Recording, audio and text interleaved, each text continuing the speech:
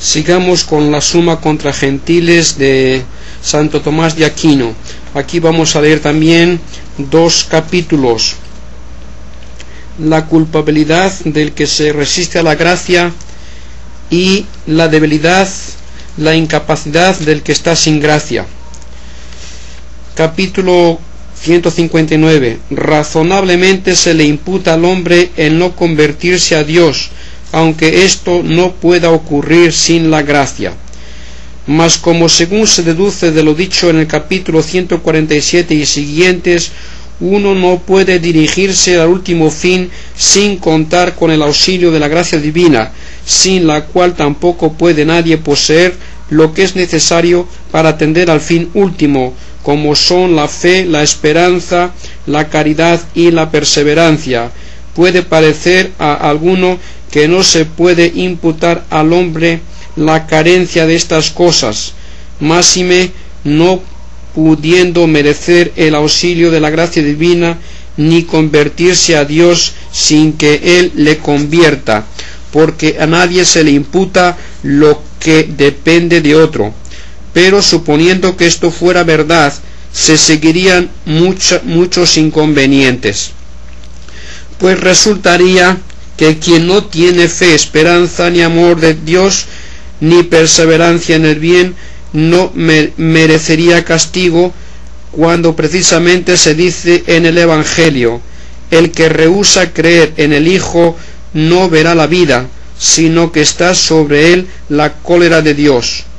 Y como quiera que nadie llega sin las cosas mencionadas al fin de la bienaventuranza, resultaría además que habría algunos hombres que ni alcanzarían la bienaventuranza ni sufrirían la pena impuesta por Dios,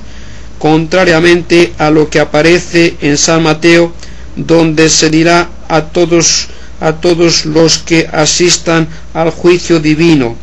venid, tomad posesión del reino preparado para vosotros, o apartaos de mí al fuego eterno. Para solucionar esta duda hay que tener en cuenta que aunque uno no pueda merecer ni obtener la gracia divina por impulso de su libre albedrío, puede, no obstante, impedirse a sí mismo de recibirla, pues en el libro de Job se dice de algunos: decían a Dios, apártate lejos de nosotros, no queremos saber nada de tus caminos. Y también hay quienes aborrecen la luz, y como quiera que está al alcance del libre albedrío el impedir o no impedir la recepción de la gracia, no sin razón se le imputa como culpa a quien obstaculiza la recepción de la gracia, pues Dios, en lo que de él depende, está dispuesto a dar la gracia a todos, como se dice en la primera carta de San Pablo a Timoteo, pues quiere que todos los hombres sean salvos y vengan al conocimiento de la verdad. Y sólo son privados de la gracia quienes ofrecen en sí mismos obstáculos a la gracia,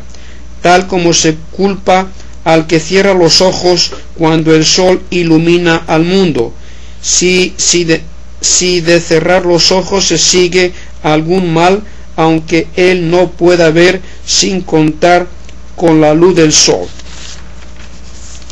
Capítulo 160.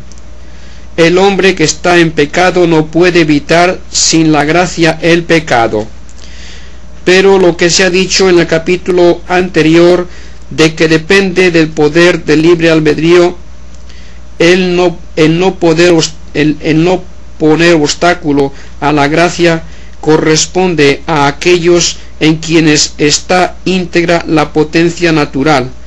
Mas si por un desorden precedente se desviase hacia el mal, no dependerá absolutamente de su voluntad el no poner ningún obstáculo a la gracia, pues aunque en un momento pueda por su propia voluntad abstenerse de un acto particular de pecado, sin embargo, si se abandona a sí mismo por largo tiempo, caerá en el pecado, con el cual se pone un obstáculo a la gracia, pues cuando el ánimo del hombre se desvía del estado de rectitud, se aleja del orden del fin debido, y en consecuencia lo que debería ser principal en el afecto como último fin se hace menos amado que aquello a lo que desordenadamente se vuelve el ánimo como a fin último. Por consiguiente, siempre que salga algo conveniente al fin desordenado y contrario al fin debido, será elegido, a no ser que el ánimo sea conducido de nuevo al fin debido, prefiriéndolo a todos los otros, lo cual es efecto de la gracia. Así pues, cuando se elige algo que es contrario al fin último, se pone un obstáculo a la gracia que conduce al fin. Por lo tanto, es manifiesto que después del pecado el hombre no puede abstenerse de todo pecado antes de ser reducido de nuevo por la gracia al orden debido. Cuando la mente se ha inclinado a una cosa, no se encuentra con respecto a ambos contrarios del. Cuando la mente se ha inclinado a una cosa, no se encuentra con respecto a ambos contrarios de igual modo, sino que está más cerca de aquel hacia el cual se ha inclinado, y la mente elige aquello a lo que está más propensa. Si una investigación racional no la desvía de ello con cierta cautela.